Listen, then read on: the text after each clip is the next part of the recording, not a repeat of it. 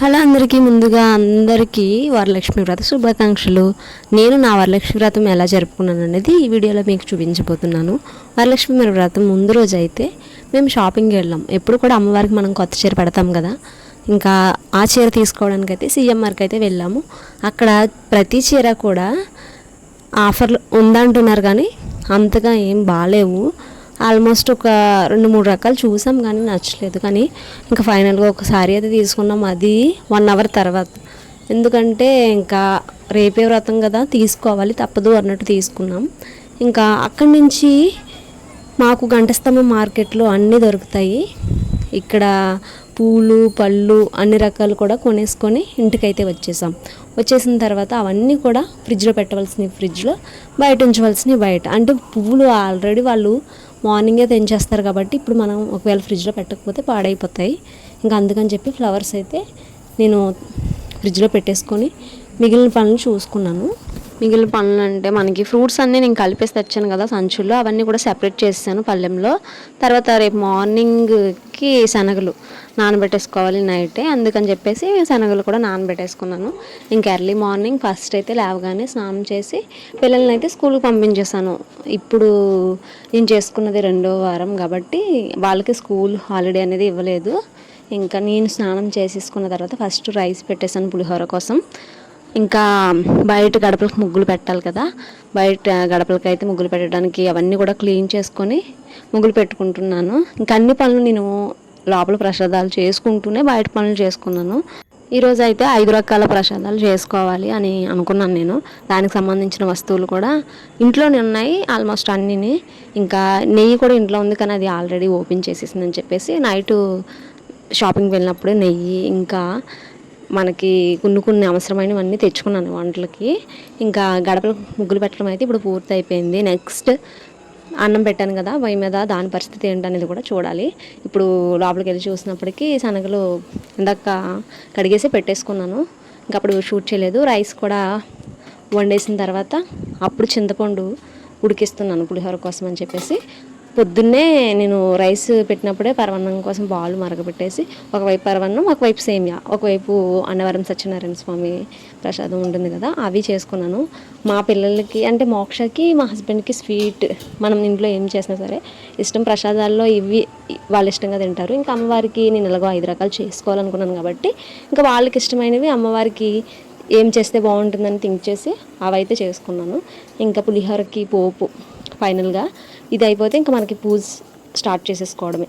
మనకి ఏదైనా సరే నెక్స్ట్ ఏం చేసుకోవాలనేది ముందు రోజు ప్లాన్ చేసుకొని దానికి సంబంధించినవన్నీ ఇంట్లో ఉన్నాయా లేదా, అందులోని ఇలాంటి పూజలు సమయాల్లో అయితే మనం ప్రతిదీ కూడా ఒక్కటి కూడా మర్చిపోకుండా ముందు రోజే ప్రిపేర్డ్గా ఉన్నామంటే కనుక మనకి కరెక్ట్గా పూజ రోజు పనులన్నీ చాలా ఈజీగా అయిపోతాయి, తొందరగా కూడా అన్నీ మనం ఏర్పాటు చేసుకోవడానికి కుదురుతుంది. అలాగే నేను 2 రోజుల ముందు నుంచే ఇంకా ఏమేమి ఉండాలి అనేసి అనుకున్నాను. శారీకి మాత్రం లేట్ అయిపోయింది, ఎందుకంటే మా వారికి కుదరలేదు ల్యాబ్లో చిన్న వర్క్ వల్ల. సో ముందు రోజు వెళ్ళాల్సి వచ్చింది. ఇంకా ఫ్లవర్స్ ఇంకా ఫ్రూట్స్ అయితే కనుక మనం ఫ్రెష్గా తెచ్చుకుంటేనే బాగుంటాయి కాబట్టి అవైతే ఇంకా తెచ్చేసుకున్నాం ముందు రోజే. మిగిలినవన్నీ కూడా నేను ప్లాన్ చేసుకుంటూనే ఉన్నాను, ఈరోజు ఇది చేసుకోవాలి అని చెప్పేసి. ఇంకా అందువల్ల నేను 1.5 అవర్లో చేసేసుకున్నాను ప్రసాదాలన్నీ కూడాను.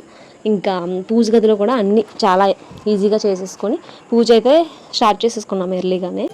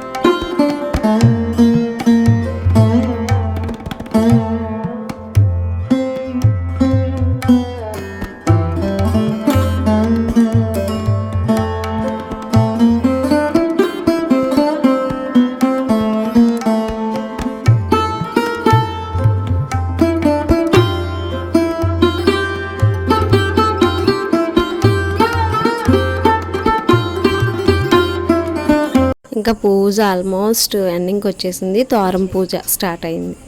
అక్షతలు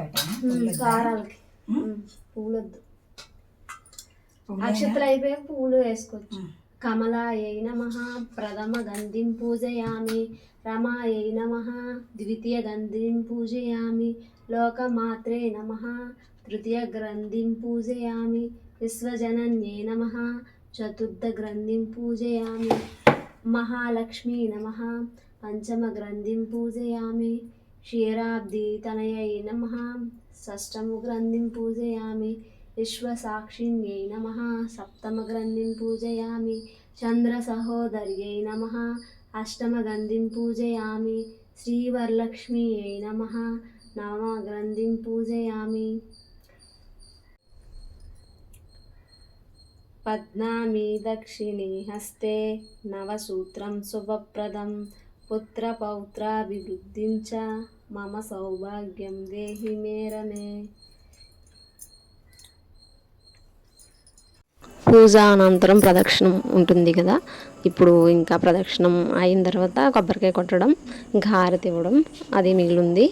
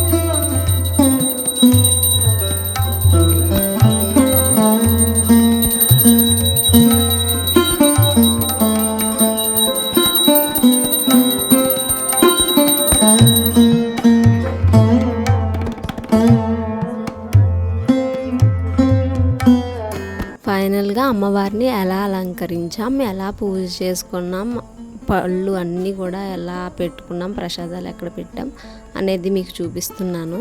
మేము దేవుడి గది చేయించుకున్నప్పుడే కొంచెం ఎదరికి టేబుల్ వచ్చేలాగా, అంటే ఇలాంటి పూజల టైంలో ప్రసాదాలు పెట్టడానికి మనకు ప్లేస్ ఉండదు కదా, అందుకని చెప్పి చిన్న షీట్ ఎదరికి వచ్చేటట్టు పెట్టించుకున్నాం కబోర్డ్ లాగా. ఇంకా పూజలప్పుడు అదైతే చాలా బాగా ఉపయోగపడుతుంది. నేను చేసిన ప్రసాదాలు అలాగే బయట కొని తెచ్చిన పళ్ళు అన్నీ పెట్టి చాలా అయితే బాగా పూజ ముగించాము. ఇంకా మా అమ్మవారు ఎలా ఉన్నారనేది కామెంట్ చేయండి. ఫస్ట్ టైం మన ఛానల్ చూస్తున్న వాళ్ళైతే సబ్స్క్రైబ్ చేసుకోండి. ఇంకా వీడియో ఎలా ఉందనేది కూడా కామెంట్ చేయండి, లైక్ కొట్టండి. పూజ అనంతరం మనకి వరలక్ష్మి వ్రతంలో పూజ సంపూర్తిగా ఎప్పుడవుతుందంటే మన భర్త మనల్ని ఆశీర్వదించినప్పుడు ఆయన కాళ్ళకి మనం మొక్కి ఆశీర్వాదాలు తీసుకోవాలి. నేను కూడా ప్రతి సంవత్సరం వరలక్ష్మి వ్రతం రోజు మా వారి కాళ్ళకి మొక్కి మరీ ఆశీర్వాదం తీసుకుంటాను. ఇంకా ఆయనకి అక్షతలు ఇచ్చి ఆశీర్వాదం అయితే తీసుకుంటున్నాను. మా వారికి అయితే చాలా సిగ్గు ఇంకా వీడియోలో ఎందుకు అని చెప్పేసి, కానీ నేను తీసుకున్నాను గుర్తుగా ఉంటుందని చెప్పేసి. ఈ లోపు ఇంకా పిల్లలకి వెహికల్ వచ్చింది, నేనైతే వాళ్ళని తీసుకురావడానికి వెళ్ళాను. మా సాక్షికి నేను ఎక్కడికి వెళ్ళిపోయానని ఏడుపు చీరతో అలా వచ్చింది, ఏడుపు ముఖం వేసుకొని. తప్పకుండా వీడియోకి లైక్ కొట్టండి, కామెంట్ కూడా చేయండి. ఫస్ట్ టైం చూసిన వాళ్ళు సబ్స్క్రైబ్ చేయండి.